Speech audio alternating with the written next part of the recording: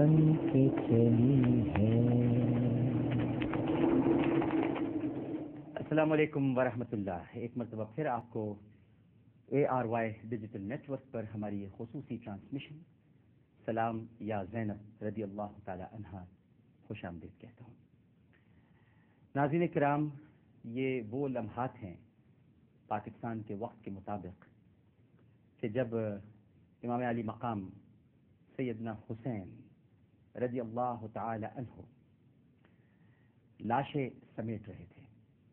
اور اگر ہم اس وقت کو مد نظر رکھیں تو غالباً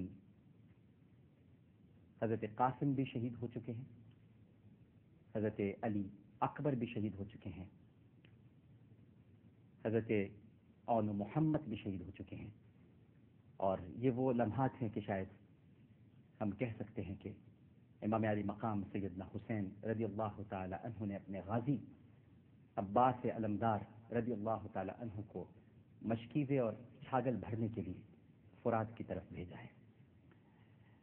ناظرین کرام، ملک بھر میں بلکہ پوری دنیا میں جہاں جہاں یزیدی فکر سے نفرت کرنے والے موجود ہیں، اور یقیناً یزیدی فکر ہی سے نفرت کی جاتی ہے، اور امام حسین رضی اللہ تعالی عنہ کے چاہنے والے موجود ہیں، امام علی مقام سیدنا حسین رضی اللہ تعالی عنہ کی یاد منائی جا رہی ہے. ہماری اس ٹرانسمیشن میں اس وقت بڑی خوش نصیبی ہے کہ دو ایسی قد آور شخصیات ہمارے ساتھ موجود ہیں جن کا نام کسی تعارف کا محتاج نہیں ہے. تنظیم مدارس اہل سنت پاکستان کے آپ سربراہ ہیں، مرکزی رویت ہلال کمیٹی پاکستان کے آپ چیئرمین ہیں، اتحاد تنظیمات مدارس دینیہ اس کے آپ سربراہ ہیں. اتحاد کے لیے، یکجہتی کے لیے آپ کی کوششیں کسی سے ڈھکی چھپی نہیں ہیں. وہ کہ آپ کو تنقید کا نشانہ بھی بنایا جاتا ہے، اور رویت ہلال کے مسئلے پر آپ جتنا یکجا کرنے کی کوشش کرتے ہیں لوگ اتنا ہی دور بھاگتے ہیں، لیکن آپ نے کبھی بھی اس علم کو گرد نہیں دیا. تشریف فرما ہے مفتی اعظم پاکستان پروفیسر مفتی منیب الرحمان صاحب. السلام علیکم. وعلیکم السلام ورحمۃ اللہ. اور ان کے ساتھ حاضر و موجود ہیں ہمارے بہت ہی قابل احترام، آج کل تو ماشاءاللہ متعدد ٹیلی ویژن چینلز پر آپ ان کو سن سکتے ہیں، دیکھ سکتے ہیں. بہت عشق میں ڈوب کر عقیدت سے لبریز گفتگو فرماتے ہیں. یہ آپ ہی کا اعجاز ہے، آپ ہی کا انداز ہے. سابق director Sheikh Zayed Islamic centre, university of Karachi, professor شعبہ اسلامیات جنہ یونیورسٹی برائے خواتین کراچی، ہمارے بزرگ ہیں، ہمارے محترم ہیں، اور ہم دعا کرتے ہیں اللہ تعالیٰ ان کا سایہ ہم پر دادِ سلامت رکھے. پروفیسر ڈاکٹر فضل احمد صاحب. السلام علیکم. وعلیکم السلام ورحمۃ اللہ. طبیعت ٹھیک ہے آپ؟ اللہ کرم ہے. قبل اس کے کہ میں پروفیسر مفتی منیب الرحمان صاحب سے گفتگو کا آغاز کروں، ایک کالر ہمارے ساتھ ٹیلی فون لائن پر موجود ہیں، ان سے گفتگو کر لیتے ہیں. السلام علیکم. وعلیکم السلام سر، کیا حال ہے؟ الحمدللہ جی. کون صاحب بات کر رہے ہیں؟ سر محمد عدنان بات کر رہا ہوں کراچی گارڈن ایریا سے. جی محمد عدنان صاحب فرمائیے. سر آپ سے ایک سوال تھا کہ حضرت امام حسن رضی اللہ تعالیٰ عنہ کو کس وقت زہر دیا گیا، یعنی وہ ٹائم کب تھا؟ حضرت امام حسین کو تو 10 محرم کو، یعنی 10 محرم ہے. جی بالکل ٹھیک ہے. ٹھیک ہے جناب.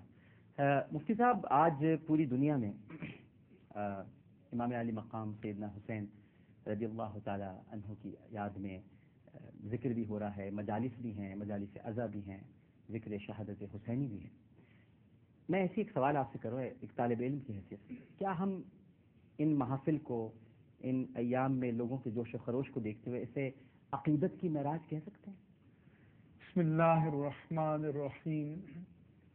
بلا شبہ اپنے اپنے انداز میں تمام مکاتب فکر کے لوگ امام علی مقام حسین رضی اللہ تعالی عنہ، آپ کے اہل بیت اطہار اور آپ کے جمیع آوان و انصار رضوان اللہ تعالی علیہم اجمعین کی بے مثل و بے مثال قربانیوں کی یاد تازہ کرتے ہیں، اس کو بیان کرتے ہیں، عقیدت کا اظہار کرتے ہیں.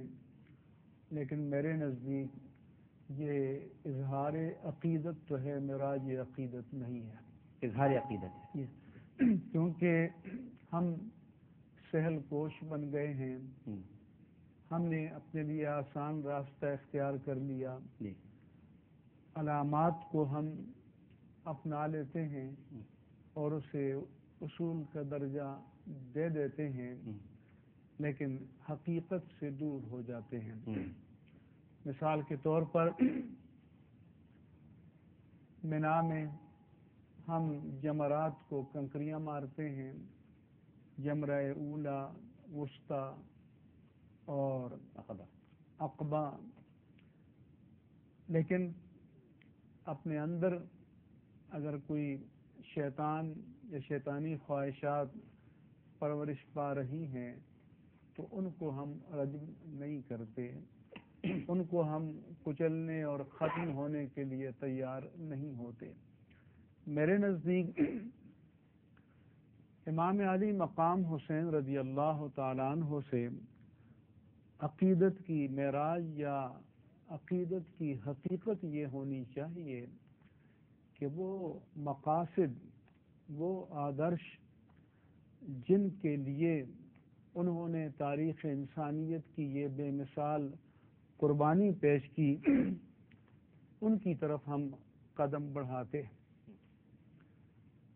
ہمارے سامنے اقدار حسینی اور اقدار یزیدی کا ایک تقابلی جائزہ ہوتا، اور پھر ہم اقدار یزیدی کو جھٹک کر اقدار حسینی کی طرف قدم بڑھاتے، ان کو حاصل کرنے کے لیے کوشش کرتے، مقصد شہادت حسین کو پانے کی کوشش کرتے، لیکن ایسا نہیں ہو رہا۔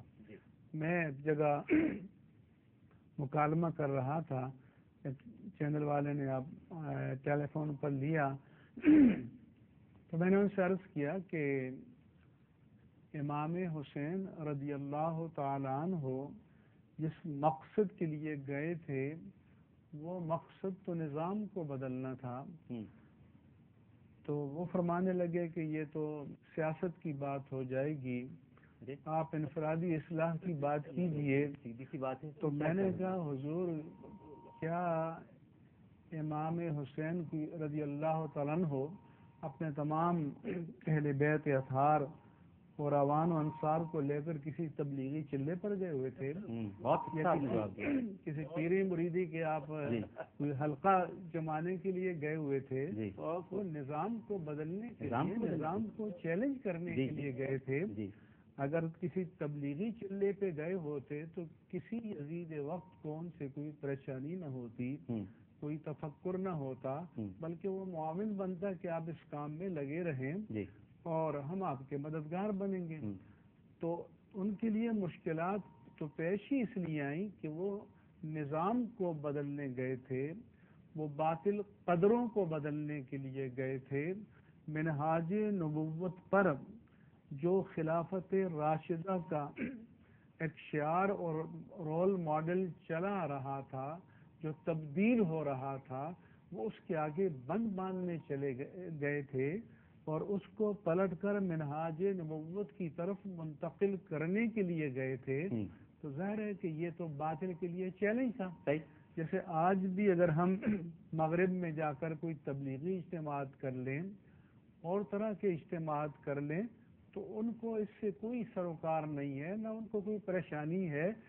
وہ جو پولیٹیکل اسلام کی بات کرتے ہیں، جس سے الرجک ہوتے ہیں، وہ تو اس لیے کہ یہ اسلام نظام کو بدلنے کی باطل کرتا ہے، نظام ظلم کو تبدیل کرنے کی بات کرتا ہے، نظام فساد کو تبدیل کرنے کی بات کرتا ہے، نظام عدل کو لانے کی بات کرتا ہے، امانت و دیانت اور صداقت و شجاعت کی قدروں کو واپس لانے کی بات کرتا ہے۔